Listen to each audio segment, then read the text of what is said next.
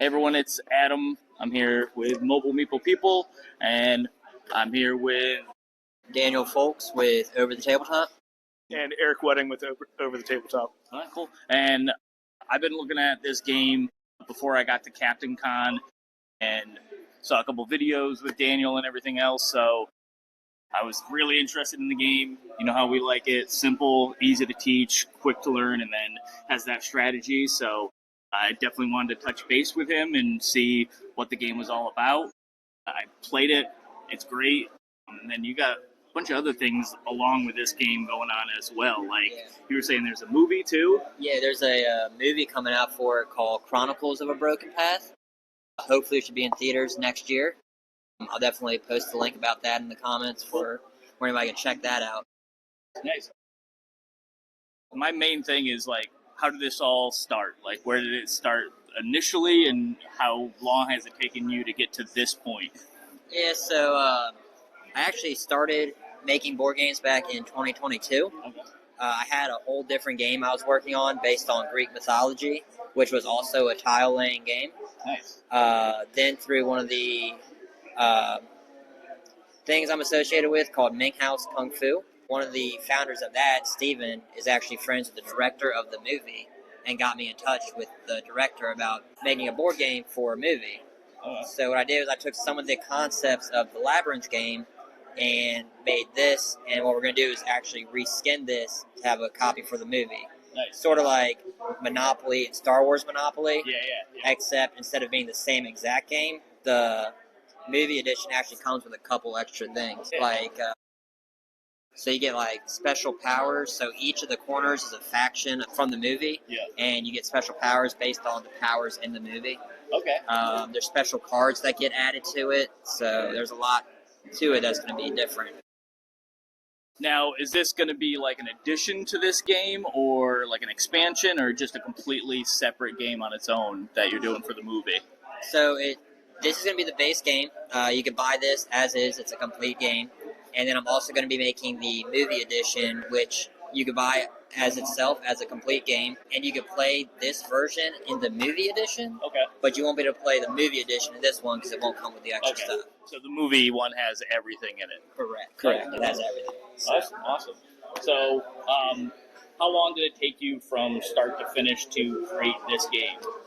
I would say a little over a year. When I first started, it was just a cloth mat with some markers I drew on it. Yeah. And All Eric, play testing on that cloth mat. Yeah, my friend Eric here actually came up with some of the big changes to the game, like the 4 colors. Before there wasn't that, the safe zones and everything. So he really helped a lot with the design of it. Yeah, just trying to come up with different concepts to make it a little bit more unique. And something that one of your main goals was where it's like a family game. Anybody can play it, right? Children can play it, adults can play it, and still have fun. So hit a little bit of every aspect of what you're looking for. Yeah, we always talk about it on our podcast. There's a lot of games out there that are way above people's, like, even ability to really deal with. They don't want to deal with that whole, okay, I don't want to take half an hour to learn a game. And that's actually one of the things that we were discussing too. You don't. This is a really good game as almost like a starter game to like a game night, right? So it's easy to learn. Anybody can play it. It doesn't take 3 hours to play. It doesn't have a pamphlet that's this big of directions. So something that's easy to go. Anybody can do it. It's still a really fun game, and it's not something that becomes repetitive. Every single time you sit down to play it is different, which is also a huge thing as well. We didn't want something that's super repetitive. A big goal I was aiming for was I wanted this to be like the next household staple, like checkers, chess, Monopoly. Everybody knows that game because everybody can play that game. There's a lot of games out there that are good and they're great games, but not everybody can fit that niche. Like, not everybody wants to play a 3-hour game. But this, it has the simpleness that children can play it. We had tons of kids here playing it, and his nephew was playing it. But it also has that competitiveness that gets, like, teens and adults are like, yeah, there's a little bit more strategy, and you can really think about it. Yeah, and you get that edge, like it's fun because you like screw over your neighbor in it, and now you played it, so you know what it's about. Yeah, I actually played it with. I don't know how old the child was, but he was like probably 7 or 8 years old, and I mean, he had a strategy broken down. Like he was blocking off my path. I started off simply trying to make a simple path there, and he already knew. Oh, I'm going to block him off here, and he was going a roundabout. Every time I tried to block him off, he already had a plan. I was like, okay, he knows what he's doing. So, and again, it was fun for me as an adult trying to get around that strategy where I was like, oh, this is actually complex. I'm picking up a card and I'm looking at it and being like, where can I put this card? So you don't always get that moment in a life or a Monopoly where you're just rolling the dice and you're like, I'm just going to do what I need to do. So I like that about this game. Yeah, one of the things, so like a lot of the games have Monopoly and stuff has chance because it depends on what you roll on the die. And ours has that because, again, it depends on what you draw with the card. Yeah. But you have more control as to where you place the cards. So, like, you have that option. Like, you could play it almost anywhere once the game gets going.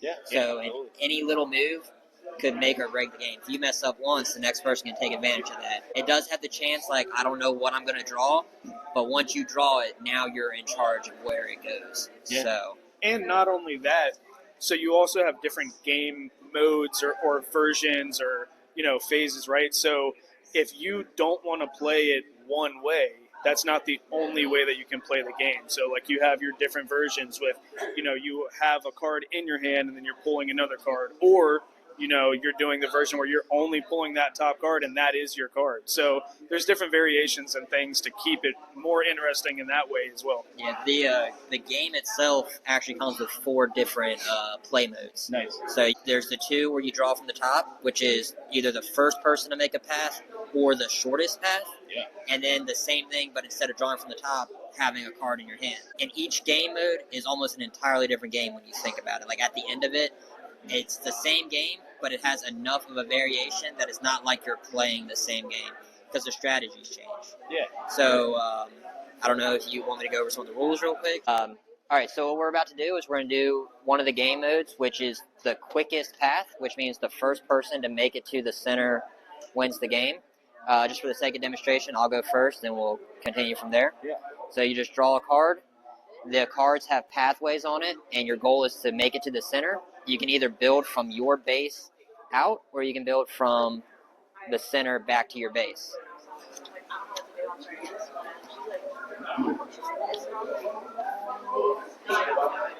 I will say I'm at a disadvantage because I don't know how many plays have you had of this. I've probably played this game at least 5,000 times from its founding to now. So.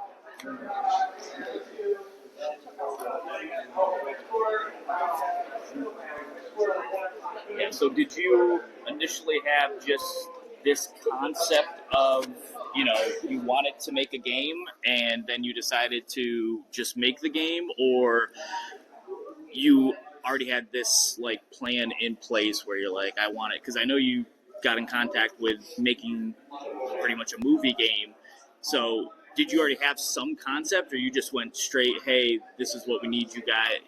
You're just the guy to go to if you need a game made, and you already have a strategy about making it? So, like I said, I had a game called Labyrinth, and basically it's the same thing. The tile shapes are the same, and as you draw it, you build your way through the labyrinth based on Greek mythology, and you level up your characters. And that's one of those complicated games I was talking about. It takes a couple hours, but again, that's somebody's market.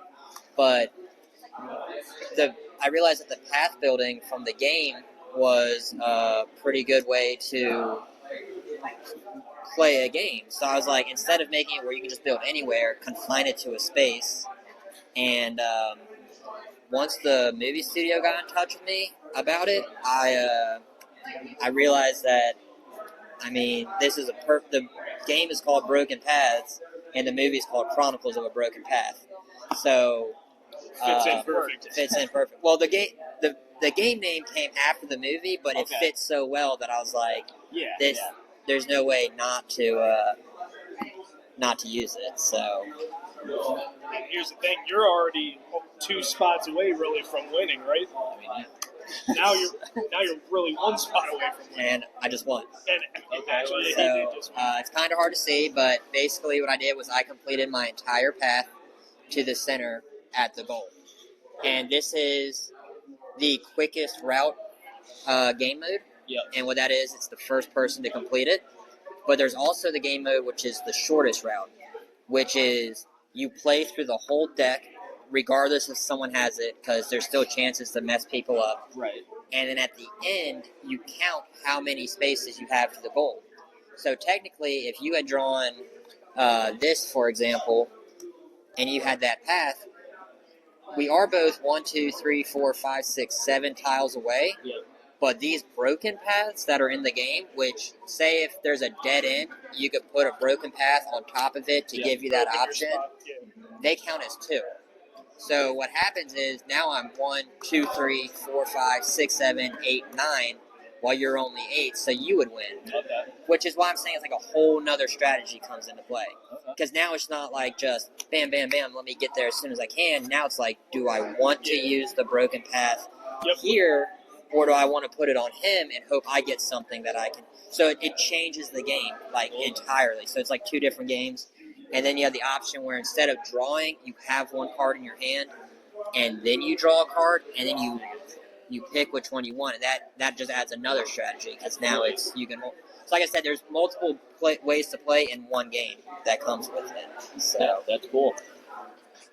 My question's always is, like, I know you guys did a ton of play testing and everything else. So was there, I guess, some mathematical equation on exactly what you had for cards and how many pieces are straight, how many pieces are the T, how many are broken to make it a fair game where were you running into issues where it's like, okay, we can't even complete a path or something like that? yeah, so a lot of it changed. When we first started, there wasn't this yellow square or these colored squares, and it was just the board. And what would happen is people would immediately put dead ends on the other person's path or dead ends on the goal to stop it.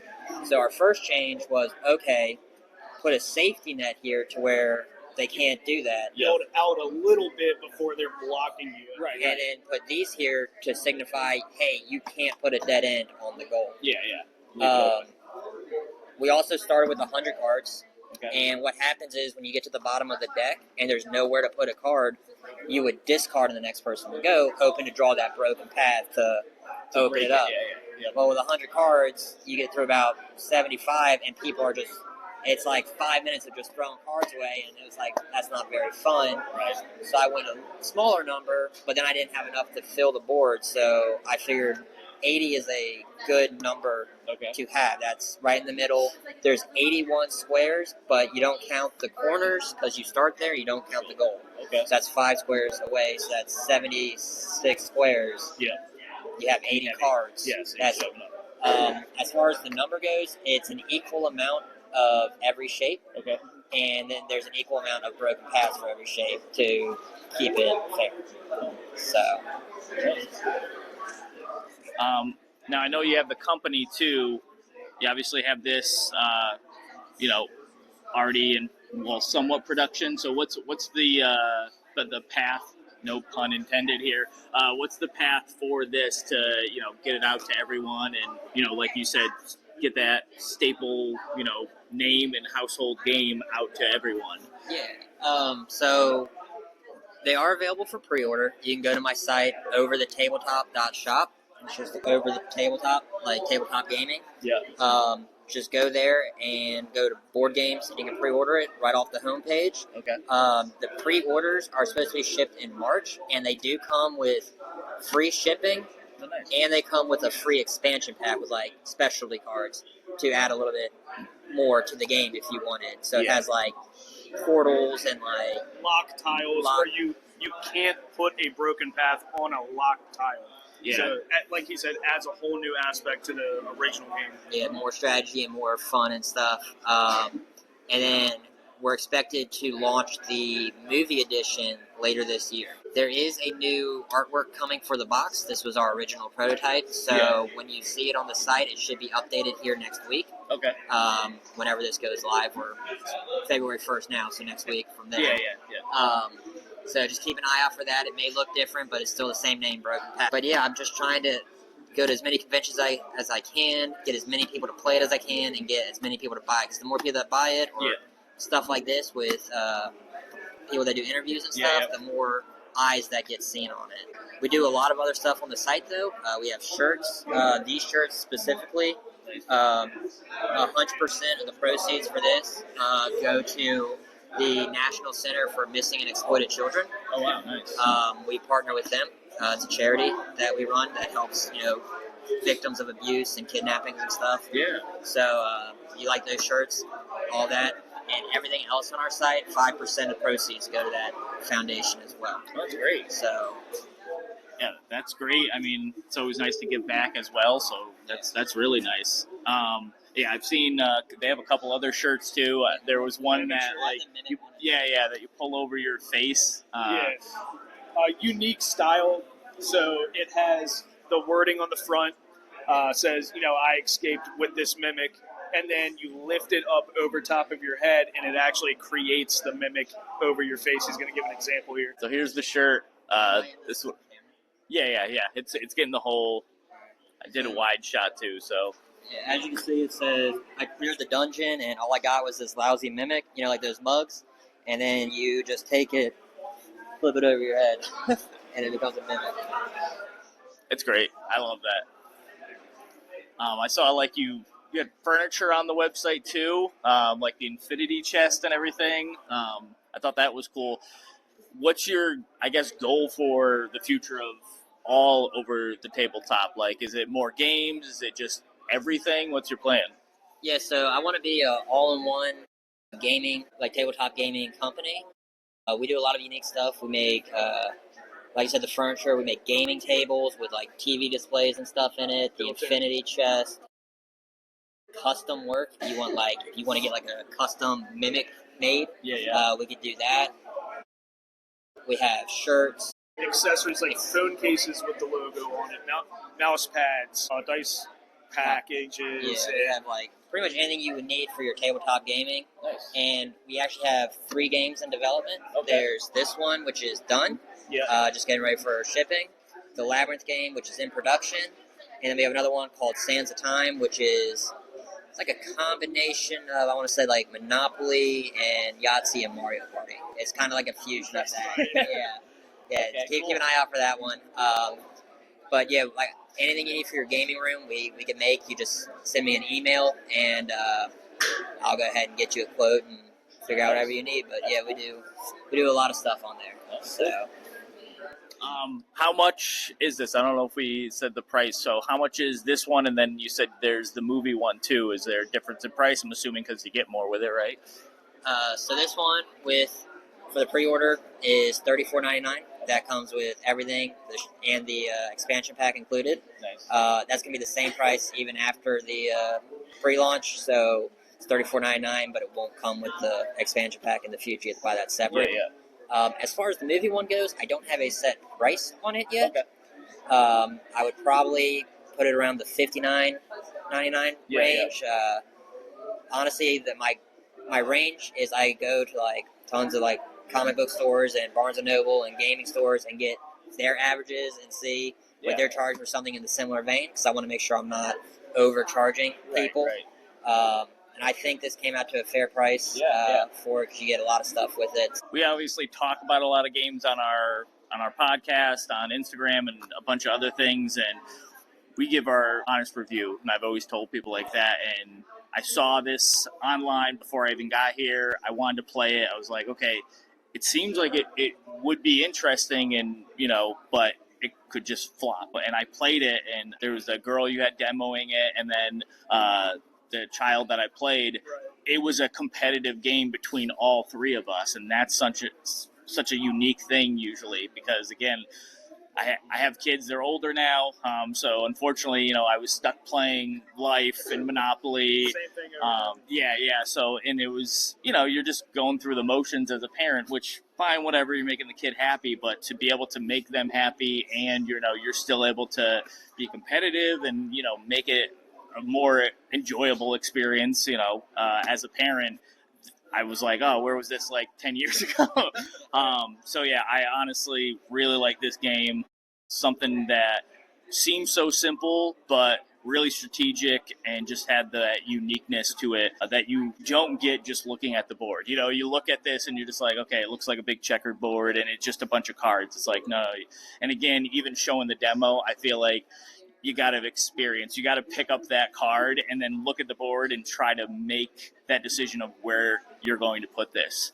Like you were saying, just looking at it, it looks so simple, and there's a board and there's cards, right? Yeah. Until you start playing it, and then every single time you play it, it's different, it's unique, and it kind of reels you in to keep playing it. Yeah, absolutely. And again, I think it's good that it looks so unique because, you know, you walk into some games and it's like, oh, here's 1 cup of these, you know, cubes, and here's 7 dice, and here's this. But you still get that, you know, we have a joke. We have a friend that calls, you know, she can't get her strategy, but she calls it strategery. So that's what we've been calling it. You know, oh, I got to figure out my strategery here. And this is one of those games where you actually have to think about what you're doing, but anyone can pick it up and play it. So, and another one of the big things I was going for, on top of it being an easy game to pick up, is I wanted it to be something. I was calling it an appetizer game. Yeah. So you could sit down, you could play this and throw it into your game night, play 5, 6, 7 times because it's quick. Like you just saw the game we played was maybe 2.5 minutes long to play. It's not a long game, but it's also, say you're having D&D night and you're waiting on somebody. Yep. Instead of just sitting there twiddling your thumbs, break out the beer and peanuts and play this real quick while you wait on the other guy to show up. And it's something that you can just knock out and play 2-3 times. Unlike like Monopoly, like you're saying. I've never seen a game of Monopoly last under 45 minutes. Right, It gets to the point where it's like, okay, the game's fun, but like... And then, like, you know, you're struggling to finish it, right? So you're getting towards the end of the game. You start making rash decisions because you're like, I just want this game to be over. This is like the whole time you're playing it, you're like, okay, you're analyzing, you're looking like, okay, it's a 5-minute round, right? So you want to be the first person there. So it's like amped up the entire time. Yeah, honestly, this is, I feel like a good gateway game too, where you can teach it to anyone. You can start off slow, like you said, that first quickest path, and then again you can start ramping it up more with all the different options you have. I saw some of the expansion cards with the lock path, the portals, and everything too, so I think that's great. And again, you can just amp it up each time. So you have your grandma that you're hanging out with, you know, over the weekend or whatever, and she'd pick that up, or you're hanging out with, you know, some younger kids and, you know, they're bored. You can put this in front of them, keeps them, you know, occupied as well. And then again, you have your older friends, like you said, playing your D&D night, and it's like, oh, okay, let's play this, but, you know, I have this expansion and this expansion we're going to play with. So actually, that reminds me, I am planning on making quite a few expansions for it down the road and different versions of it, so definitely keep an eye out for that. I have ideas. I just don't want to go too much into all of them right now because it just bounces off my head. But yeah, there is going to be a lot of expansions. And one big thing I want to do is I want to make a digital copy of it as well. On my gaming tables I sell, they come with a screen in it, and I want all my gaming tables to come with all my games already installed on it. Okay. That way when you buy a table, you're also getting games with it. So are you planning like maybe an app version or something of this game that you're planning on maybe doing as well, or is it just going to be part of your table and sort of locked in? You got to buy the table. No, it's going to be, you can go online. My goal is I want to make a online database like Steam, but for digital board games. One of the paths I want to take with my company is to digitize board games. Like when I go to like PAX and all that stuff, and I see the unpublished or even the published games. My goal is I want to have a library where anybody can be like, hey, I'll digitize your game for you, and then work out a way where they can sell it online. Okay. I think that would really help even the newer developers, because now you can have people test your game from home and leave a review and say, hey, this isn't balanced, or because it'll be a lot easier instead of having to bring 500 copies of the game to play. Now everybody can just, there could be a whole section just for unpublished games where it's like a free trial. Nice. and they leave their review and stuff. So I want to do something that would help other board game developers down the road as well. That's awesome. But yeah, you could probably just go to my website and just get the game once I make it digital. So Awesome. Cool. I don't know if you had anything else you wanted to add or plug. Honestly, this is just such a solid game that I wanted to get the word out. And, we don't do a lot of interviews, so obviously I'm doing an interview and taking the time. Definitely get this game. I'm definitely putting our name behind it. This is something that is that gateway game to anyone can play it, and you can then amp it up to be that nerdier version that obviously, some of your bigger board gamers that will like as well. But yeah, anything else? so if you do end up getting the game, on my website at the bottom of every page, there's a comment section. And if you get the game and you want to make your own pieces and add it and let me know, I would happily turn it into an expansion pack. And if you give me really good ideas, I would even send you a free copy of it. I'm always looking for community feedback, and I feel that's one of the best ways to help company grow. So if you get the game and you're like, oh, what if I did this, this, and this, and made these cards, and you send me something on the site, expect a package in the mail from us. And like he was saying earlier, there's going to be expansion packages. So once you get the game, it's not just that's on your shelf and that's the game you have. Yeah. There's always going to be some kind of expansion package that's being worked on that's adding a whole other aspect to the game. So it's like you buy the game once, wait for some expansion packs to come out, and now you have a whole other game every time an expansion pack comes out. And last, where are you guys headed next? So I know, obviously, they're here at Captain Con. Are you done for this weekend for Captain Con? Where are you guys headed after this? Are you doing any other convention soon? I don't have anything on the schedule, but I do keep update on Instagram and Facebook and the website on the blog page. Once I find out the next one, I'm heading back to DC tomorrow. So as soon as I find out the next one, everybody will know. I post it out. I just want to give a big thank you to Mobile Meeple people. They great guys. Definitely subscribe if you're not subscribed to them. And I just want to give a shout out to the movie studio, Austin Action Fest. Keep an eye out for the movie Chronicle of Broken Paths. It's like a mixture of like D&D and fantasy Lord of the Rings with a lot of like action, because the guy that makes it is a martial art instructor. It's gonna be really great. Definitely keep an eye out for it, and definitely check out Ming House Kung Fu on YouTube and Instagram as well. Yeah, all social media will have updates on everything. And then also just big shout out to Captain Con. Oh, yeah, definitely. This is our first time being here. Looking forward to coming back next year as well. Yeah, so just thanks to everybody. Thank you. And yeah, and I'll get links and post that obviously on this. And, we'll probably tie this into our actual podcast and coverage of Captain Con as well. So, yeah, I'll definitely make sure that we get your links out there. I already follow you, so I'll be looking out for that. But yeah, this is something that I'm really excited about, and you don't get something that seems so simple and unique so often. So this was nice to come across that. There's a lot of games that I see that are in development, and I'm like, I've seen that before. This is something really unique. So yeah, great job. Appreciate it. Yeah. Thanks for having us. Yeah, thank you.